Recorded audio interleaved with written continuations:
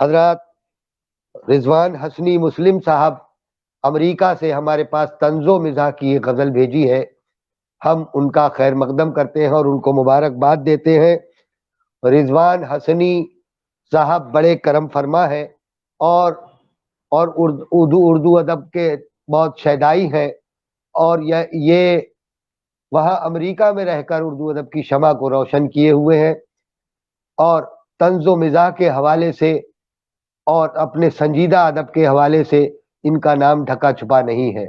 پاکستان کے یہ رہنے والے ہیں، امریکہ میں ملازمت کے سلسلے میں بلکہ سکونت ہی وہیں اختیار کر لی ہے، اور وہاں کاروبار میں بچوں کے ساتھ وہیں رہتے ہیں اور کاروبار بھی وہیں ہے. لہذا وہ وہاں جب بھی موقع ہوتا ہے تو اپنی تنظیم ایک ان کی اپنی ہے، اس تنظیم کے ذریعے وہ ایک نہ ایک پروگرام کرتے رہتے ہیں. چونکہ وہاں کے اوقات میں اور انڈیا کے اوقات میں 12 گھنٹے کا فرق ہے، اس وجہ سے وہ پروگرام ہمارے پروگرام میں لائیو نہیں آ پاتے. ہم چاہتے تھے کہ وہ ہمارے درمیان ہوں، ہمارے انڈین لوگوں کو بھی، انڈین حضرات کو بھی، فنکار اکیڈمی کے چاہنے والوں کو بھی اپنے زبان سے ہی اپنا کلام پیش کرتے.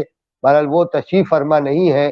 ہم ان کا ایک شعر، کیونکہ وہ اس مشاعرے میں طنز و مزاح نگار کی حیثیت سے شامل ہیں، ہم نے ان کو بھی انتخاب میں لیا ہے، کیونکہ دو لوگ ہمارے پاس آئے اور دونوں کو منتخب کر دیا.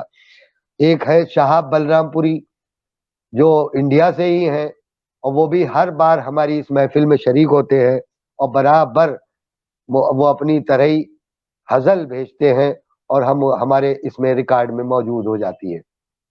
حضرات رضوان حسنی مسلم صاحب کہتے ہیں کہ اب غزل کی چوریوں کے کچھ شواہد مل گئے، اب غزل کی چوریوں کے کچھ شواہد مل گئے، ایک پرانے سے رسالے کا شمارہ مل گیا، ایک پرانے سے رسالے کا شمارہ مل گیا. یہ بیتی ہوئی بات ہے، ضرور ایسا ہوا ہے، ممکن ہے جو انہوں نے فرمایا.